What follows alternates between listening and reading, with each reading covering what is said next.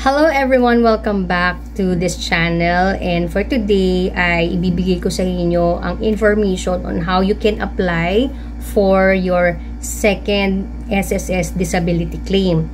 Now, for those of you who are new to this channel, meron na po akong first video kung saan binigay ko sa inyo ang step by step ng pag-apply sa inyong disability claim if ever you're diagnosed with cancer. Now, in my case, since umulit po yung cancer, I was eligible to apply for the second disability claim. Tapos ko na yung first disability claim ko. Now, una sa lahat, gusto ko muna i-take itong opportunity na ito to give an update regarding my condition since I am receiving some PM and comment na nangangamusta sa akin because minsan napapatagal po yung pag-upload ko ng video and yung ibang followers na iniisip na kung ano na po ang update sa akin. Kakagaling ko lang sa aking routine or scheduled laboratory test, and that is for preparation sa scheduled upcoming scheduled check-up ko po. Okay, kung iba sa inyo na hindi pa nakakalam, every 3 weeks I have a scheduled check-up bago ang scheduled treatment. So every 3 weeks yan, ganyan po ang routine, ganyan ang ganap. And prior to that, dapat nakapagpa-laboratory test na ako. So regarding my condition, I am observing my health right now kasi parang nagiging pattern na siya. 2 consecutive times nang nangyayari na few days before ng aking treatment ay parang nagkakaroon po ako ng sakit. Yung sakit na, yung una po parang nilagnat ako, plus nagkaroon ako ng parang ng trangkaso dahil sa pananakit ng katawan ko, kasukasuhan, even yung mga yung back ko talagang masakit, yung mga buto, ganyan.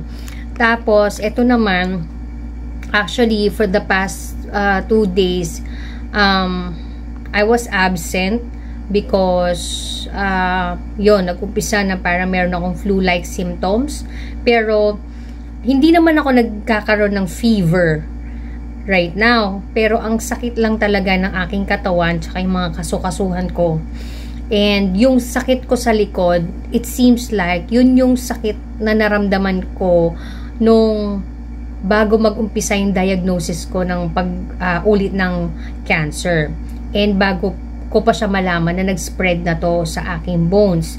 So this is something na I will inquire to my doctor kung bakit pangalawang beses na tuwing malapit ng treatment ko sumasama ang pakiramdam ko. Yung feeling na para akong over-fatigue at saka exhausted talaga. Konting kilos para akong hinahapo, nanghihina.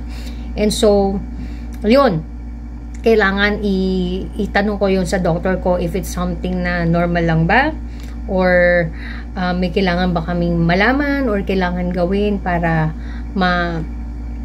ma-treat yun or dagdagan ng treatment or whatnot. Itong SSS disability claim, okay, ibibigay ko na sa inyo lahat ng requirement, ilista nyo ha, para pagpunta nyo doon, isang puntahan nyo lang ma-process na. Kasi yung nangyari sa akin, medyo nagpabalik-balik pa ako. Okay, meron may mga hindi nakalagay sa website na kailangan pala nandun pagpunta mo. And yun, para hindi na rin masayang inyong effort, ang inyong oras. Kasi alam nyo naman ang pagpila sa SSS, sobrang aabutin ka po talaga ng half day or half day, parang ganun. Kasi kailangan umaga-umaga pa lang nandun ka na. Anyway, una, alamin nyo muna kung nasaan yung SSS branch na merong medical evaluation. Kasi kapag pumunta kayo sa isang branch na walang medical evaluation, papapuntahin lang kayo, papaalisin na kayo at papapuntahin kayo doon sa medical evaluation. Now, ito yung mga kailangan nyong dalhin na pagpunta nyo doon. unang-una, itong SSS Disability Form. Ito ay mada-download at mapiprint nyo from the SSS website, or kung hindi naman, pwede naman kayong pumunta sa SSS to ask for form. Okay? If i-fill out nyo yan ang inyong information, at isasama nyo yan sa mga ipapasa nyo. Okay? Now, pangalawa, ito medyo, madugo lang kasi kailanganin nito na ipa-fill out sa inyong doktor. Yung medical certificate form ng SSS. Okay? Ito rin ay pwedeng ma-download at ma-print from SSS website, or pwede naman kayong pumunta to ask for that medical certificate form. Now, pagkakuha nyo ng form na yon, ibibigay nyo yun sa doktor nyo at sila ang mag-fill out ng information. Pangatlo, i-prepare nyo na ang photocopies ng certified true copy ng mga supporting documents. Ano ba ang mga ito? Kung meron kayong operative record, kung kayo ay naoperahan, gaya ko, ibigay nyo na yon, plus yung biopsy, okay, and PET scan, if meron kayong PET scan, ipa-photocopy nyo na rin, maganda na rin na meron yan, kasi makikita nila na kung sakali nga na naulit ito from the time na initially na-diagnose kayo to the time na mag-a-apply kayo ng second disability claim, okay? And then, yung treatment protocol, importante yan. Kasi wala yan dun sa, sa website. Yung treatment protocol, hihingin nyo po yan dun sa ospital na nagbibigay sa inyo ng treatment. So, hingin nyo po yung recent. Okay? Kasi usually, ang treatment protocol, pang hanggang 3 months lang yan. Kapag lumagpas na ng 3 months, kailangan baguhin na. Tapos, certified true copy, ipa-photocopy nyo, then isama nyo yun as supporting document. Number 4 ay 1 by 1 na picture nyo, ID picture. Magdala na kayo niyan kasi isa yan sa mga kailangan nyong ipasa. Okay? So, kung buti na lang nung nagpunta ako doon, lagi ako may dalang 1 by 1 picture sa aking wallet. Okay. Next ay photocopy ng ATM nyo or ng deposit slip noong nominated bank account nyo. Diba nung una na nag-apply kayo for disability claim, meron na naka-nominate na bank account. So, if that's the same bank account na ino-nominate nyo pa rin at nasa portal nyo pa yan, you just have to produce a photocopy of an ATM, or kung wala naman, deposit slip, just so maipakita nyo yung account number and account name na nagmamatch doon sa nasa portal nyo. And of course, that has to be your own bank account. Kung ano yung pangalan nyo sa SSS, dapat ganun din sa bank account. Okay? And then, the last ay magpa-photocopy kayo ng inyong 2 valid IDs.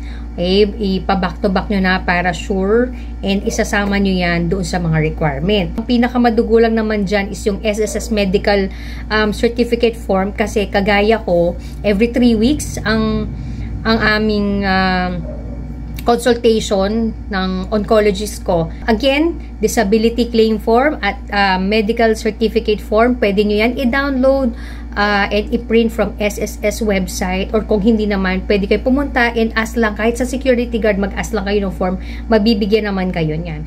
Next is supporting document.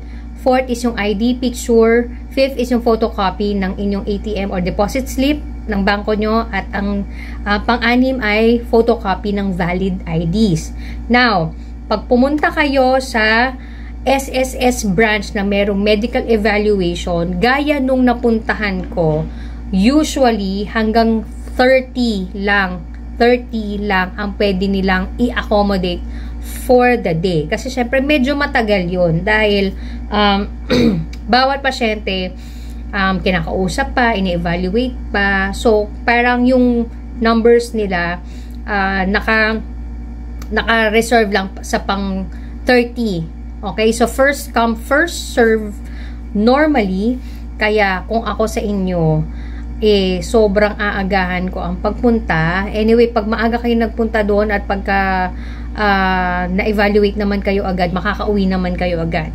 Okay?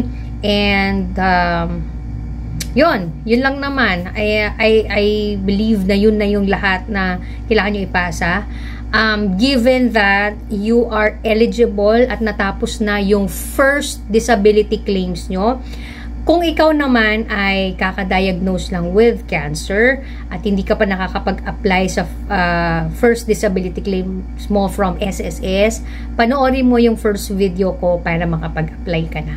If ever na meron kayong tanong regarding your SSS disability status or kung ano man regarding SSS, mangyari lang po ay sa SSS na po kayo magtanong para makuha nyo po yung accurate na sagot. Ano po? Kasi minsan po nakaka-receive ako ng comment or ng PM regarding SSS dun sa una kong video, hindi ko naman po masasagot yun bilang ako naman ay hindi naman po empleyado ng SSS. So, pwede nyo yun itanong sa kanila directly. Meron naman silang hotline for customer service and malalaman nyo naman po kung yung tanong nyo masasagot nila agad-agad. Okay po? So, that would be all and I will try to upload another video kung meron man akong update na importante or kung meron man akong information na pwede pang ma-share sa inyo.